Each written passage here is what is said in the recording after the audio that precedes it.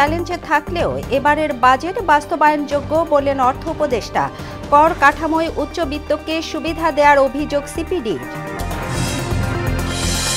সরকারি চাকরি অধ্যাদেশ পর্যালোচনায় গঠিত হবে কমিটি, জানালেন আইন উপদেষ্টা।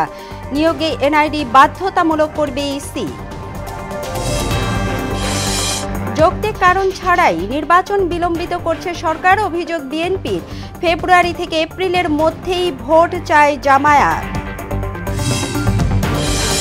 এবং রাজধানীতে জমে উঠছে কোরবানির পশুর হাট, দর কষাকষিতে ব্যস্ত ক্রেতা বিক্রেতা। আজ থেকে বেচা কেনা বাড়ার আশা।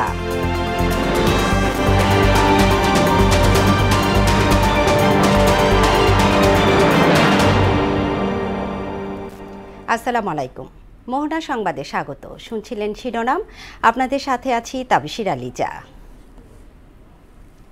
এবার বিস্তারিত। নানামুখী চ্যালেঞ্জ থাকলেও এবারের বাজেট বাস্তবায়নযোগ্য বলে জানালেন অর্থ উপদেষ্টা সালেহ উদ্দিন আহমেদ। কালো টাকা সাদা করার সিদ্ধান্ত চূড়ান্ত হয়নি বলেও জানান তিনি। আর কেন্দ্রীয় ব্যাংকের governor doctor Ahsan H Mansur আশা জানান, সেপ্টেম্বরের মধ্যে 7% নেমে আসবে মূল্যস্ফীতি। রাজধানীর ওসমানী স্মৃতি মিলনায়তনে বাজেট পরবর্তী সংবাদ সম্মেলনে তারা এসব কথা বলেন। সুরাইয়া মুন্নি জানাচ্ছেন বিস্তারিত। রাজধানীর ওসমানী স্মৃতি মিলনায়তনে বাজেট পরবর্তী সংবাদ সম্মেলনের আয়োজন করে অর্থ মন্ত্রণালয়। এতে প্রস্তাবিত বাজেটের খুঁটিনাটি তুলে ধরেন পরিকল্পনা উপদেষ্টা ওয়াহিদ উদ্দিন মাহমুদ। আমরা স্বাস্থ্য, শিক্ষা এসব ক্ষেত্রে, সামাজিক সুরক্ষা ক্ষেত্রে বরাদ্দ বাড়িয়েছি কিনা। বিদ্যুৎ ও জ্বালানি উপদেষ্টা জানান, পণ্যমূল্য স্বাভাবিক রাখতে আমদানি রপ্তানি বাড়ানো সহ সড়কে চাঁদাবাজি বন্ধে কঠোর অবস্থানে রয়েছে সরকার। এই বাজেটটা হচ্ছে মেইনলি অপচয় কমানোর বাজেট। সড়ক বিভাগ থেকে আমরা একটা চাঁদাবাজিটাকে একটু সীমিত করার চেষ্টা করি। কেন্দ্রীয় ব্যাংকের governor doctor Ahsan H Mansur বলেন, সেপ্টেম্বরের মধ্যে 7% নেমে আসবে মূল্যস্ফীতি। গত 7-8 মাস ধরে এক্সচেঞ্জেরটা মোটামুটি 122-123 আছে। আমাদের একটা স্বস্তি আসছে এবং এইটিকে বাজারের ভিত্তিতে ছেড়ে দেওয়ার পরেও এটা স্টেবল হওয়াতে আমাদের একটা আস্থা এসেছে যে মূল্যস্ফীতি একটা ভালোর দিকেই যাচ্ছে। অর্থ উপদেষ্টা বলেন, অন্তর্বর্তী সরকার এমন একটা সময় দায়িত্ব নিয়েছে যখন অর্থনীতি ছিল খাদের কিনারায়। সবার মিলিত প্রচেষ্টায় দেশটাকে একটা স্থিতিশীল অবস্থায় আনা সম্ভব হয়েছে। 20,000 কোটি টাকা ছিল, তার মধ্যে 15,000 কোটি টাকা নিয়ে চলে গেছে। এরকম তো ব্যাংক তো রবারি তো খুব কমই করেছে লোকজন। অথবা এগুলো রেজলিউশন করার জন্য ডেফিনেটলি আমরা চেষ্টা করছি। ছোট বাজেট বাস্তবায়ন খুব ডিফিকাল্ট না। বাজেটে কালো টাকা সাদা করার ব্যাপারে সিদ্ধান্ত চূড়ান্ত হয়নি বলেও জানান তিনি। কালো টাকা কিন্তু এটা ঠিক কালো টাকা না, আমরা যেটা যে অপ্রতিষ্ঠিত টাকা কোনো কারণ যদি আপনার কাছে থাকে, শুধু ফ্ল্যাটের ব্যাপারে একটা বিধান দেওয়া হয়েছে। নিজের জমিতে করেন তখন এত দিতে হবে। 2 ডিগ্রি কালো টাকাটা সাদা করার ব্যাপারে হয়তো ডেফিনেটলি কিছু ইস্যু থাকে, সেটা আমরা বিবেচনা করবো যে এটা সে করা যায় কিনা। মূল্যস্ফীতি নিয়ন্ত্রণে সব মন্ত্রণালয় ও বিভাগের সমন্বয়ে চেষ্টা চলছে বলে জানান অর্থ উপদেষ্টা। আমরা মেট্রো রাস্তা পার হয়ে হাইওয়ের দিকে যাচ্ছি, একটু সরু হাইওয়ে, আস্তে আস্তে এটা প্রশস্ত হবে আগামীতে আপনাদের সবার সহযোগিতা। সুরাইয়া মুন্নি, মোহনা সংবাদ, ঢাকা। রাজনৈতিক সরকারের মতো অন্তর্বর্তী সরকারের বাজেটেও কালো টাকা সাদা করার সুযোগ রাখার সমালোচনা করেছে গবেষণা প্রতিষ্ঠান সিপিডি। এ পদক্ষেপকে জুলাই আন্দোলনের চেতনার পরিপন্থী বলে উল্লেখ করেছেন সংস্থার নির্বাহী পরিচালক ফাহমিদা খাতুন। আর সিপিডির সম্মানীয় ফেলো মুস্তাফিজুর রহমানের মতে, কর কাঠামোয় নিম্ন মধ্যবিত্তদের চেয়ে উচ্চবিত্তদের বেশি সুবিধা দেওয়া হয়েছে। মনিরুল ইসলামের প্রতিবেদন। আসছে অর্থবছরের প্রস্তাবিত বাজেটের আকার কমেছে 7,000 কোটি টাকা। তবে বরাদ্দ নেই মেগা প্রকল্পে। ওদিকে যুক্তরাষ্ট্রের শুল্ক ছাড় পাচ্ছে বাংলাদেশের শতাধিক পণ্য। চড়া মূল্যস্ফীতির এই সময়ে প্রস্তাবিত বাজেটে মানুষের প্রত্যাশা কতটা বাস্তবায়ন হবে, এমন প্রশ্ন সিপিডির। সিপিডি এই আলোকে যে সমস্ত বাজেট প্রস্তাবনাগুলি উপস্থাপন করা হয়েছে সেগুলির বিশ্লেষণ তুলে ধরছে। গুলশানের একটি হোটেলে জাতীয় বাজেট নিয়ে পর্যালোচনা তুলে ধরেন সংস্থার নির্বাহী পরিচালক ডক্টর ফাহমিদা খাতুন। অর্থনৈতিক অগ্রগতি আশাব্যঞ্জক হলেও প্রস্তাবিত বাজেট বাস্তবায়ন হবে বেশ কঠিন। সামগ্রিকভাবে যে ম্যাক্রো ইকোনমিক কাঠামোটা দেওয়া হয়েছে, সেখানে যে প্রক্ষেপণগুলো করা হয়েছে আগামী অর্থ বছরের জন্য, সেটা একটা আশাব্যঞ্জক প্রক্ষেপণ করা হয়েছে। সেই আশাব্যঞ্জক আমরা আশা করব যে সেটা বাস্তবায়ন হবে, কিন্তু কিছু কিছু ক্ষেত্রে আমরা একটু ইতিমধ্যে বলেছি যে সেগুলো অর্জন করা কিন্তু কষ্টকর হবে। কালো টাকা সাদা করার সুযোগকে জুলাই গণ অভ্যুত্থানের চেতনার পরিপন্থী বলে মন্তব্য করেন তিনি। কালো টাকাকে বৈধকরণের যে প্রস্তাব সেটা একেবারেই বন্ধ করা উচিত। সৎ করদাতা সৎ আয়ভাবে আয় করে তাদের প্রতি একটা অনুৎসাহ হিসাবে কাজ করে, যার ফলে একটা সমাজে বৈষম্য হয়। এবং আমরা সেজন্যই বলছি যে এই যে জুলাই আন্দোলন হলো সেইটা তো বৈষম্যহীন আন্দোলন হয়েছিল, বৈষম্যহীন সমাজের জন্য। এবং ইনফ্যাক্ট এই যে বাজেটের প্রত্যয়টাও কিন্তু বলা হচ্ছে যে বৈষম্যহীন সমাজ প্রতিষ্ঠা করার, সেটার সাথে চরমভাবে সাংঘর্ষিক। সিপিডির সম্মাননীয় ফেলো মোস্তাফিজুর রহমান কর কাঠামো নিয়ে অসন্তোষ জানিয়ে বলেন, এতে উচ্চবিত্তদের জন্য বেশি সুবিধা রাখা হয়েছে। স্বাস্থ্য, শিক্ষার, কৃষিতে বরাদ্দ কমানোর সমালোচনাও করেন তিনি। আমি যদি এই বছর 6.5% নামিয়ে নিয়ে আসা হবে ডাবল ডিজিটের কাছাকাছি থেকে, সেটাকে যদি বাস্তবতার সাথে সেটা মিলে না, যদি সেটা ধরেও নেই, তো তাহলে সেই তুলনায় যদি 3,50,000 টাকা থেকে যদি মাত্র 25,000 টাকা সেটা যদি বাড়ে 7%-এর মতো, আর মূল্যস্ফীতি যদি বাড়ে হলো ওই সময়টাতে 27-28%, তো তাহলে তো ক্রয় ক্ষমতার নিরিখে এটা খুবই কম। সার্বিক দিক বিবেচনায় এবারের বাজেট অনুমানে সামঞ্জস্যপূর্ণ মনে হলেও প্রত্যাশা পূরণের মানদণ্ডে ঘাটতি থেকেই যাচ্ছে বলে মনে করে সিপিডি। অনুমানের সাথে সামঞ্জস্যপূর্ণ, কিন্তু প্রত্যাশার সাথে কিছুটা হতাশাজনকও বটে। মনিরুল ইসলাম, মোহনা সংবাদ, ঢাকা। দেশের বিভিন্ন সীমান্ত এলাকা দিয়ে প্রায় দিনই পুশিনের ঘটনা ঘটছে। মঙ্গলবার দেশের 3 সীমান্ত দিয়ে 56 জনকে পুশিন করেছে ভারতীয় সীমান্তরক্ষী বিএসএফ। চাঁপাইনবাবগঞ্জের ভোলাহাট উপজেলার চানশিকারি সীমান্ত দিয়ে 8, ময়মনসিংহের হালুয়াঘাট এবং ধোবাউড়া দিয়ে 22 জন এবং পঞ্চগড় সদর উপজেলার 2 পয়েন্ট দিয়ে 26 জন বাংলাদেশিকে পুশিন করেছে বিএসএফ। প্রতিনিধিদের তথ্যে আরও জানাচ্ছেন বুশরাত জাহান। মঙ্গলবার ভোর 3টার দিকে ময়মনসিংহের হালুয়াঘাট এবং ধোবাউড়া সীমান্ত দিয়ে 22 জনকে পুশিন করে বিএসএফ। এদের মধ্যে 12 জন নারী, 8 জন পুরুষ এবং 2 শিশু রয়েছে। পরে তাদের আটক করে বিজিবি। জানা যায় আটকরা বিভিন্ন সময় দালালের মাধ্যমে কাজের সন্ধানে ভারতে গিয়েছিল। বিএসএফ এর রসনাইগিরি ক্যাম্প থেকে তাদেরকে পুশিন করা হয়েছে বলে আমরা জানতে পেরেছি। এর মধ্যে তারা 2004 সালে এবং তার পরবর্তী বিভিন্ন সময়ে এরা বিভিন্ন সীমান্ত দিয়ে এরা ভারতে গমন করেছিল এবং তারা গুজরাটে বসবাস করতে বলে আমরা জানতে পেরেছি। ভোরে পঞ্চগড় সদর উপজেলার 2 সীমান্তে 26 বাংলাদেশি নাগরিককে পুশিন করে বিএসএফ। আটকদের মধ্যে 8 জন পুরুষ, 9 জন নারী ও 9 জন শিশু রয়েছে। তবে তারা বাংলাদেশি কিনা তা যাচাই বাছাই করে প্রয়োজনীয় আইনি ব্যবস্থা নেওয়া হবে বলে জানিয়েছেন পঞ্চগড় সদর থানার ভারপ্রাপ্ত কর্মকর্তা। তারা প্রকৃতপক্ষেই বাংলাদেশি নাগরিক কিনা আমরা এটা যাচাই বাছাই সাপেক্ষে পরবর্তী আইনগত ব্যবস্থা গ্রহণ করব। যে 26 জন এসেছে এর মধ্যে 9 জন শিশু, 9 জন নারী এবং 8 জন পুরুষ আছে। এদিকে ভোররাত 4:30টার দিকে চাঁপাইনবাবগঞ্জের ভোলাহাট উপজেলার চানশিকারি সীমান্ত দিয়ে 8 জনকে পুশিন করে ভারতীয় সীমান্তরক্ষীরা। পরে তাদের আটক করে ক্যাম্পে নিয়ে যায় 59 বিজিবি। আটকদের মধ্যে 4 জন নারী ও 4 জন পুরুষ রয়েছেন। বুশরাত জাহান, মোহনা সংবাদ। পুশিন ইস্যুতে দিল্লিকে আবারও চিঠি পাঠানো হবে বলে জানালেন পররাষ্ট্র উপদেষ্টা তৌহিদ হোসেন। মঙ্গলবার পররাষ্ট্র মন্ত্রণালয়ে সাংবাদিকদের প্রশ্নের জবাবে তিনি একথা জানান।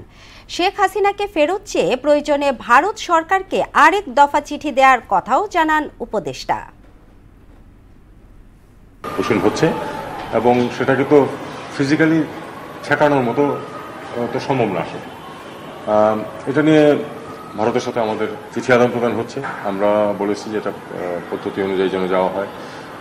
তারা কিছু ক্ষেত্রে বলেছে যে অনেক কেস আটকে আছে, সেগুলি তোমরা ঠিক মতো করছো না। শেখ হাসিনার ব্যাপারে আমরা যেটুকু জানিয়েছি সেটা কোনো রিয়াকশন নাই আমাদের কাছে এখন পর্যন্ত। যৌক্তিক কারণ ছাড়াই সরকার নির্বাচন বিলম্বিত করছে বলে অভিযোগ করলেন বিএনপির স্থায়ী কমিটির সদস্য সালাউদ্দিন আহমেদ। আর বিশেষ কোনো দলকে সুবিধা দিতেই নির্বাচন নিয়ে কালক্ষেপণের অভিযোগ করেছেন বিজেপি চেয়ারম্যান আন্দালিব রহমান পার্থ। এদিকে জনগণের ভোটাধিকার প্রতিষ্ঠায় সব রাজনৈতিক দল ঐক্যবদ্ধ বলে মনে করেন গণ অধিকার পরিষদের সভাপতি নুরুল হক নূর। রাজধানীতে ডিআরইউতে এক আলোচনায় অংশ নিয়ে এসব কথা বলেন তারা। তানজিদ ভুঁইয়ার প্রতিবেদন। রাজধানীর রিপোর্টার্স ইউনিটিতে গণহত্যার বিচার, রাষ্ট্র সংস্কার ও নির্বাচনের রোডম্যাপ শীর্ষক আলোচনার আয়োজন করে গণ অধিকার পরিষদ। এতে ফেসিবাদের পুনরুত্থান রোধে সবাইকে সজাগ থাকার আহ্বান জানান বক্তারা। বিচার এবং সংস্কারকে নির্বাচনের মুখোমুখি করে নির্বাচন পেছানোর কোনো সুযোগ নাই। সত্যিকার অর্থে কিছু দল নির্বাচন পেছাতে চাচ্ছে শুধুমাত্র তাদের দলকে সুসংগঠিত করার জন্য। এতে আওয়ামী লীগ কোনো রাজনৈতিক দল নয় মন্তব্য করে ফেসিবাদ বিরোধী রাজনৈতিক দলগুলোকে এক হয়ে জনগণের সরকার প্রতিষ্ঠার আহ্বান জানান বিভিন্ন রাজনৈতিক দলের নেতারা। জানি আপনার আশেপাশে রাজনীতি নাই, আপনি এখন নির্বাচনের ডেটটা দিয়ে দেন বাংলাদেশে। আমরা সবাই বলছি যে ডিসেম্বরের মধ্যে নির্বাচনটা আপনি যদি দিয়ে দেন, এই দেশে সবকিছু একটা লাইনের মধ্যে চলে যাবে। 100 বছরও এনসিপি বাংলাদেশে প্রতিষ্ঠিত হতে পারবে না। অন্য কারো কোনো গভীর ষড়যন্ত্র আছে এই নির্বাচনকে পেছানোর জন্য, সেই দিকে মনোনিবেশ করেন। বিএনপির স্থায়ী কমিটির সদস্য সালাউদ্দিন আহমেদ বলেন, কেউ কেউ অলৌকিক সংস্কারের কথা বলে, যার উদ্দেশ্যই কেবল নির্বাচন বিলম্বিত করা। মানুষের ভোটাধিকার প্রতিষ্ঠিত হোক খুব শিগগির, গণতান্ত্রিক প্রক্রিয়ায় আমরা চলে যাই খুব শিগগির। আমাদের যে ডেমোক্রেটিক ট্রান্সফরমেশনের জন্য আমরা অবিরাম কথা বলে যাচ্ছি, সেটা যেন খুব শিগগির শেষ হয়। যে ষড়যন্ত্র করছে দেশে এবং বিদেশে বসে, সেটা বন্ধ করার একমাত্র উপায় হচ্ছে একটি নির্বাচিত রাজনৈতিক সরকার প্রতিষ্ঠা করা। অনির্বাচিত সরকারের দীর্ঘদিন ক্ষমতায় থাকা বিপজ্জনক উল্লেখ করে দেশ বিরোধী ষড়যন্ত্র মোকাবিলায় নির্বাচিত সরকার জরুরি বলেও মত দেন তিনি। যতদিন ক্ষমতা দীর্ঘায়িত করা যায় কারো কারোর জন্য সেটা সুখের বিষয় বটে, তবে অনির্বাচিতভাবে অজনপ্রিয়ভাবে নির্বাচনে ছাড়া যে ক্ষমতায় থাকা খুব বিপজ্জনক, সেটা আমরা বোঝানোর চেষ্টা করেছি। বিচারের সঙ্গে নির্বাচনের সম্পর্ক নেই উল্লেখ করে বিচারের সময়সীমা নির্ধারণ করে দেয়া অবিচারের শামিল বলেও মত দেন এই বিএনপি নেতা। ডিসেম্বরেই যথেষ্ট দেরি, এর আগেও নির্বাচন করা সম্ভব। আমরা যেন এই সমস্ত বিতর্কের মধ্য দিয়ে আমাদের ফেসিবাদ বিরোধী যে জাতীয় ঐক্য আছে সেটা বিনষ্ট না হয়। তানজিদ ভুঁইয়া, মোহনা সংবাদ, ঢাকা। প্রয়োজনীয় সংস্কার শেষে ফেব্রুয়ারি থেকে এপ্রিলের মধ্যে জাতীয় নির্বাচন চায় জামায়াত। রাজধানীতে এক সংবাদ সম্মেলনে দলটির আমির আরও জানান, রাজনৈতিক প্রতিহিংসা থেকেই জামায়াতের নিবন্ধন বাতিল করা হয়েছিল। দলের প্রতীক দাড়িপাল্লাও ফিরে পাওয়ার আশাবাদী তিনি। ওবায়দুল হক মারুফের প্রতিবেদন।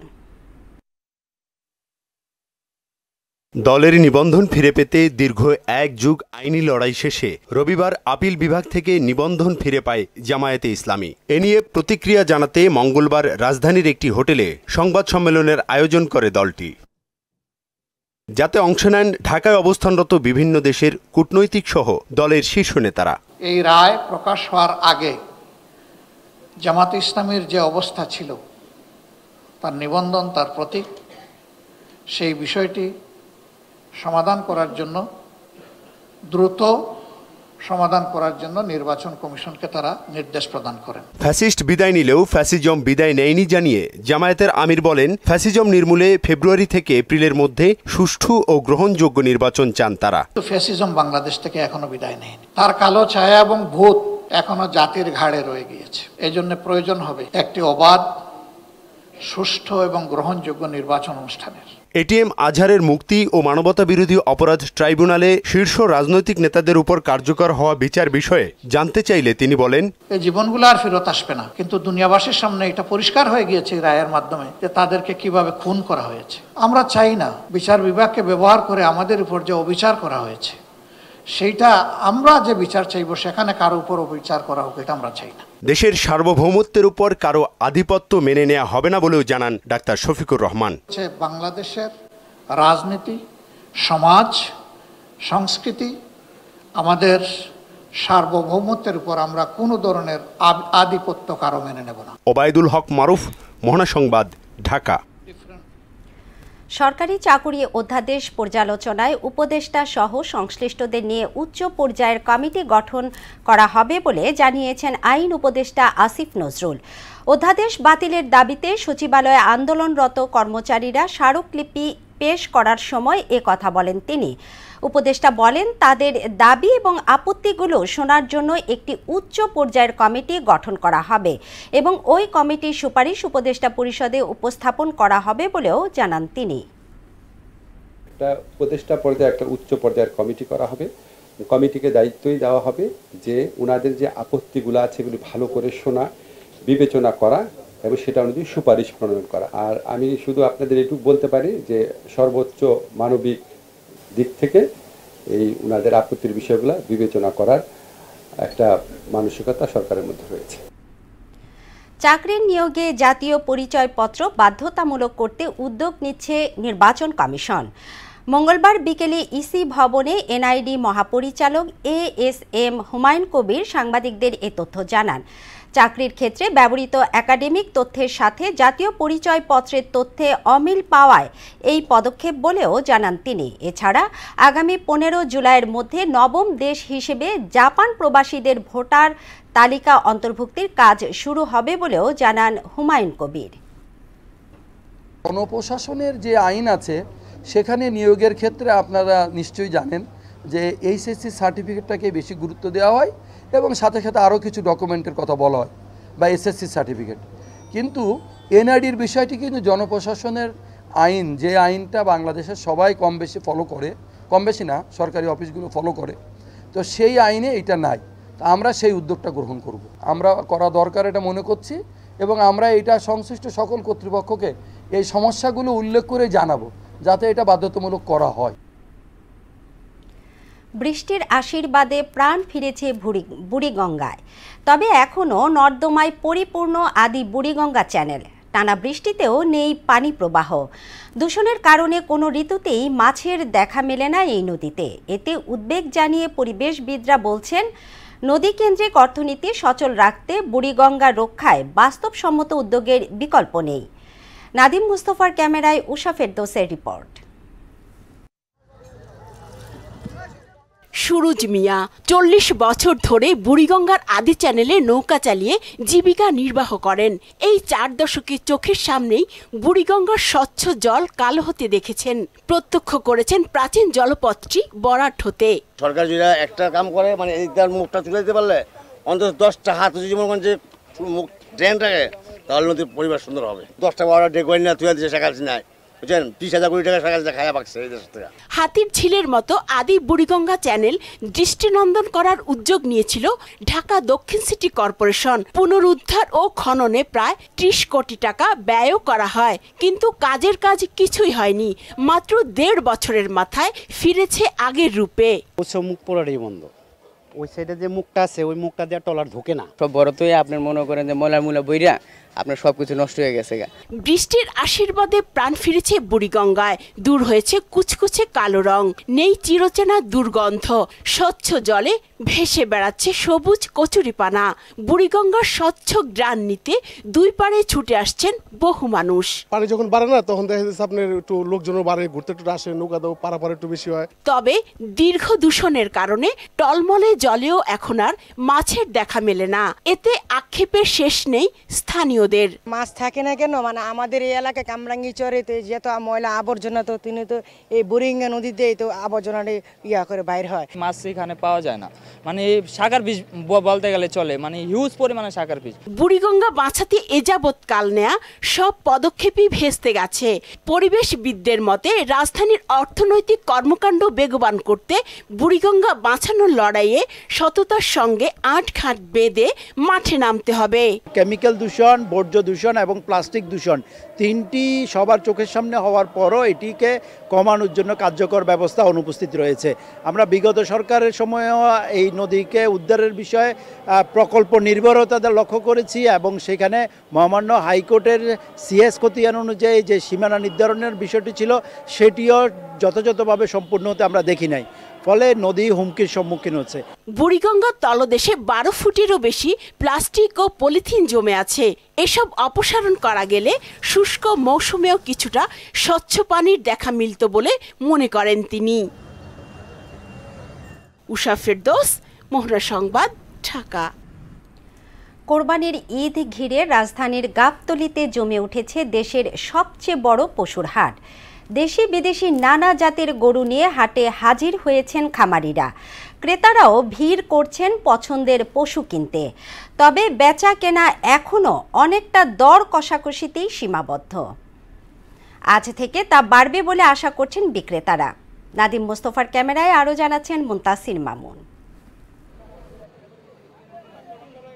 কোরবানির ঈদকে সামনে রেখে জমে উঠেছে গাবতলী হাট। দেশে বিভিন্ন প্রান্ত থেকে হাটে দেশি বিদেশি গরু নিয়ে হাজির হয়েছেন খামারি ও গৃহস্থরা। দেশি জাতের ছোট বড় গরু ছাড়াও দেখা মিলছে শাহিওয়াল, ফ্রেজিয়ান সহ বিদেশি জাতের গরু। আমরা বেচা কিনে হয় না, দুইটা বেচছি, আনছিলাম 37টা গরু, দুইটা বেচছি। কি তারা আসতেছে, দাম দর করতেছে, আশা করি যে একদম খারাপ বাজার যাবে না। কিভাবে গরু কতটুকু বাড়ায়, বাজার কেমন আমদানি হয়, মোটামুটি বাজারে আমদানি এখনো কম। খামারিরা বলছেন প্রাকৃতিক খাবার খাইয়ে বিশেষ যত্নে লালন করা হয়েছে এসব পশু। এটাকে আমরা এখন বর্তমান অনেক টাকা খরচ, জিনিসের তো অনেক দাম জানেন আপনারা, এটা আমরা 7 হলে ছেড়ে দেব। দাম নিয়ে বরাবরের মতো পাল্টাপাল্টি অভিযোগ করছেন ক্রেতা বিক্রেতা। ক্রেতারা দেখছে, বলছে পরে আসবো, সবাই চয়েস করতেছে, চয়েস করে যে আগামীকাল বা পরশু আসবো। দেখে ষাঁড় গরু নেওয়ার ইচ্ছা আছে, আর বাচ্চাদের পছন্দ লাল কালার।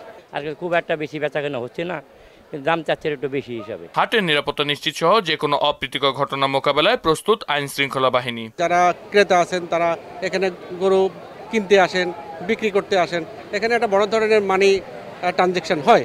সেই মানি ট্রানজ্যাকশনগুলোকে সঠিক সুন্দরভাবে যেন মানুষ করতে পারে, সেই জন্য আপনারা ইতিমধ্যে দেখেছেন অনেকগুলা বুথ করা হয়েছে, তারপরে জাল টাকা শনাক্তের জন্য ব্যবস্থা গ্রহণ করা হয়েছে। ক্রেতা বিক্রেতার সুবিধার্থে নিজেদের উদ্যোগের কথা জানালেন ইজারাদার। পূর্ব অভিজ্ঞতা, আমরা স্থানীয় লোকজনের সহায়তায় আমরা সবাই সম্মিলিতভাবে এখানে সেনাবাহিনী, পুলিশ, র্যাব সহ সবাই মিলে প্রায় 8 শতাধিক আমাদের কর্মী নিয়োগ করা হয়েছে এবং অত্যন্ত সুন্দর পরিবেশে, প্রশস্ত রাস্তা, যানজটও এখনও হচ্ছে না।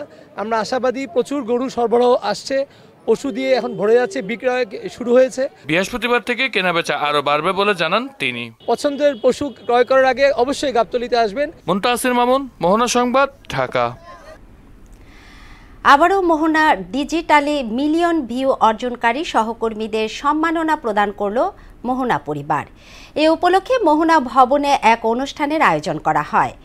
পুরস্কার প্রাপ্তদের হাতে সার্টিফিকেট, ক্রেস্ট এবং নগদ অর্থ তুলে দেন মোহনা টেলিভিশনের সিইও বুরহানুল হক সম্রাট এবং সিওও তসলিম আহমেদ। এ সময় আরও উপস্থিত ছিলেন বার্তা সম্পাদক এবং ন্যাশনাল ডেস্ক ইনচার্জ সহ মোহনা টেলিভিশনের অনেকে।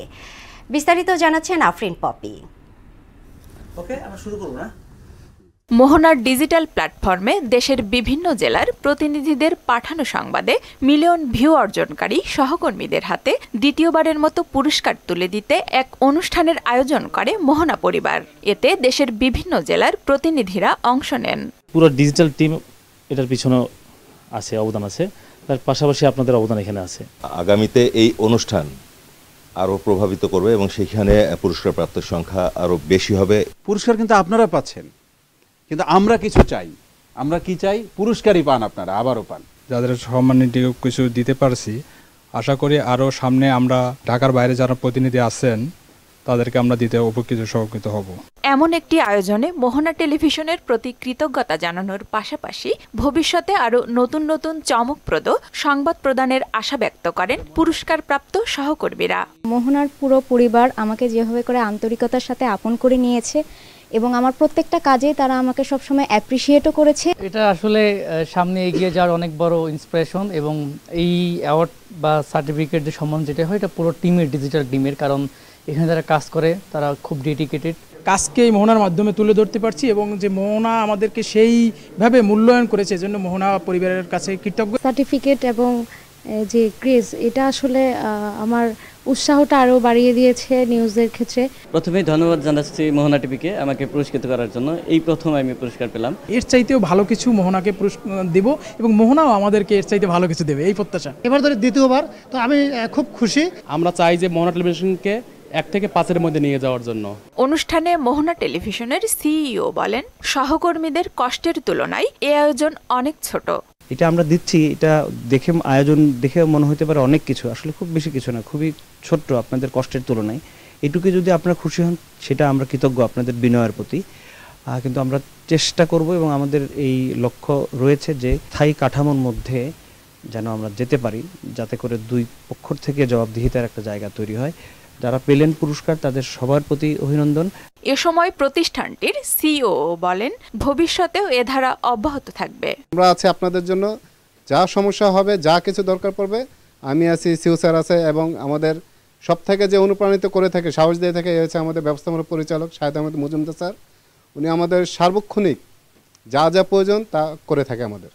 তা আমরা ওনার নির্দেশনায় আমরা সব কিছু আগাচ্ছি। ভবিষ্যতে পুরস্কার প্রাপ্তদের সংখ্যাও আরও বাড়বে বলে প্রত্যাশা করেন সবাই। আফরিন পপি, মোহনা সংবাদ। কিছু উপদেষ্টা ষড়যন্ত্রকারীদের সঙ্গে সুর মিলিয়ে নির্বাচন পিছিয়ে দেওয়ার চেষ্টায় লিপ্ত বলে অভিযোগ করেছেন বিএনপির ক্রীড়া বিষয়ক সম্পাদক আমিনুল হক। চক্রান্তকারীরা অন্তর্বর্তী সরকারকে ব্যর্থ করার অপচেষ্টা করছে বলেও অভিযোগ তার। রাজধানীতে পল্লবী থানা যুবদল আয়োজিত অনুষ্ঠানে ডিসেম্বরের মধ্যে নির্বাচনের ব্যবস্থা করতে সরকারের প্রতি আহ্বানও জানান আমিনুল হক। আরও জানাচ্ছেন হুমায়ুন কবির। বিএনপির প্রতিষ্ঠাতা সাবেক রাষ্ট্রপতি জিয়াউর রহমানের ৪৪তম শাহাদাত বার্ষিকী উপলক্ষে ধারাবাহিক কর্মসূচির অংশ হিসেবে দোয়া মাহফিল ও খাদ্য বস্ত্র বিতরণ অনুষ্ঠানের আয়োজন করেন পল্লবী থানা যুবদলের আহ্বায়ক হাজী নূর সালাম। প্রধান অতিথির বক্তব্যে বিএনপির ক্রীড়া বিষয়ক সম্পাদক ও ঢাকা মহানগর উত্তর বিএনপির আহ্বায়ক আমিনুল হক মুক্তিযুদ্ধ এবং যুদ্ধ বিধ্বস্ত বাংলাদেশকে পুনর্গঠনে জিয়াউর রহমানের অবদান তুলে ধরেন। চট্টগ্রামের সেই কালুরঘাট বেতার কেন্দ্র থেকে মেজর জিয়া তখন মহান স্বাধীনতা যুদ্ধের ঘোষণা দিয়েছিলেন। সেই যুদ্ধের ঘোষণার মাধ্যমে বাংলাদেশের আপামর সাধারণ মানুষ তার ডাকে, তার আহ্বানে সাড়া দিয়ে সারা বাংলাদেশের মানুষ উত্তেলিত হয়ে মহান স্বাধীনতা যুদ্ধে ঝাঁপিয়ে পড়েছিলেন। শহীদ রাষ্ট্রপতি জিয়াউর রহমানকে সিপাহী জনতার বিপ্লবের মাধ্যমে বাংলাদেশের সাধারণ মানুষ তাকে রাষ্ট্র পরিচালনার দায়িত্বভার দেন। বিচার ও সংস্কার নামে দেশি বিদেশি চক্র নির্বাচন পিছিয়ে দেওয়ার ষড়যন্ত্র করছে বলে অভিযোগ করেন তিনি। অন্তর্বর্তীকালীন সরকারের ভিতরে ঢোকা কিছু আওয়ামী লীগের ষড়যন্ত্রকারীরা, বিদেশি ষড়যন্ত্রকারীরা, তারা এই অন্তর্বর্তীকালীন সরকারের কিছু উপদেষ্টারা তারা নির্বাচনকে টাল বাহানা করে পিছিয়ে দেওয়ার অপচেষ্টা করছে। আপনারা এখন পর্যন্ত বাংলাদেশের সাধারণ মানুষের নাগরিক যে অধিকার সেটা প্রতিষ্ঠা করতে পারেন নাই।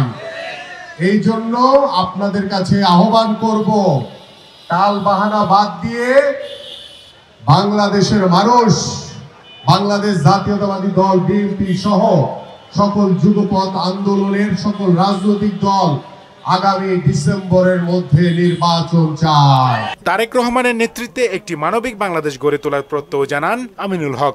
আমরা একটি মানবিক বাংলাদেশ গড়তে চাই এবং আমি আপনাদের এই এলাকার সন্তান হিসেবে, আমি আপনাদের একজন প্রতিনিধি হিসেবে কাজ করতে চাই। পরে জিয়াউর রহমানের আত্মার শান্তি এবং আমিনুল হকের দীর্ঘায়ু কামনায় বিশেষ মোনাজাত করা হয়। হুমায়ুন কবির, মোহনা সংবাদ, ঢাকা। এবার আন্তর্জাতিক প্রসঙ্গ। ইসরায়েলি হামলায় গাজায় আরও ২৭ ফিলিস্তিনি নিহত হয়েছে।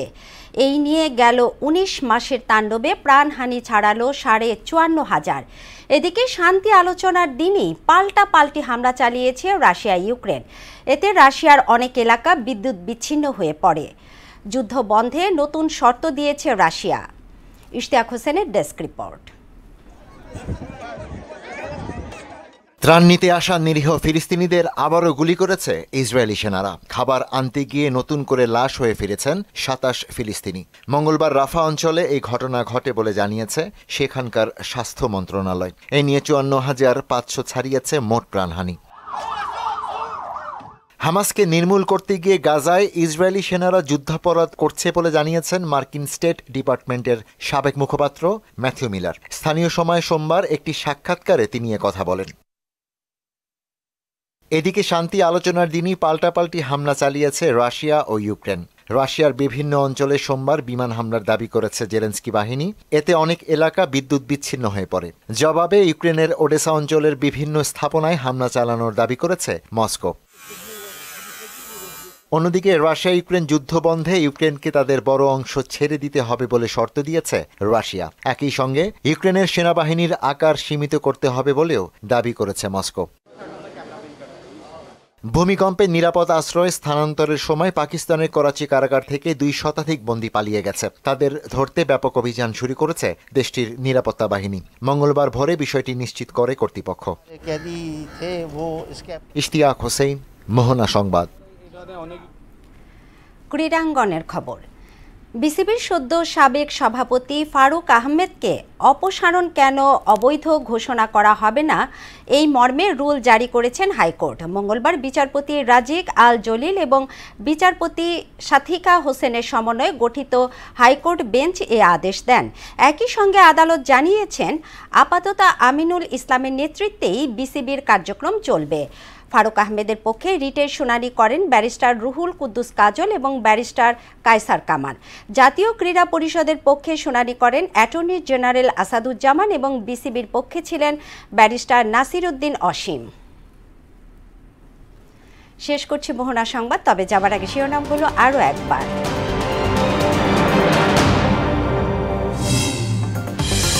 চ্যালেঞ্জে থাকলেও এবারের বাজেট বাস্তবায়নযোগ্য বললেন অর্থ উপদেষ্টা। কর কাঠামোয় উচ্চবিত্তকে সুবিধা দেওয়ার অভিযোগ সিপিডি।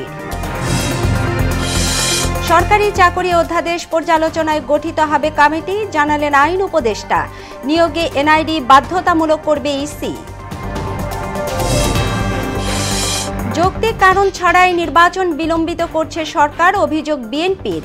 ফেব্রুয়ারি থেকে এপ্রিলের মধ্যেই ভোট চায় জামায়াত। এবং রাজধানীতে জমে উঠছে কোরবানির পশুর হাট, দর কষাকষিতে ব্যস্ত ক্রেতা বিক্রেতা। আজ থেকে বেচা কেনা বাড়ার আশা।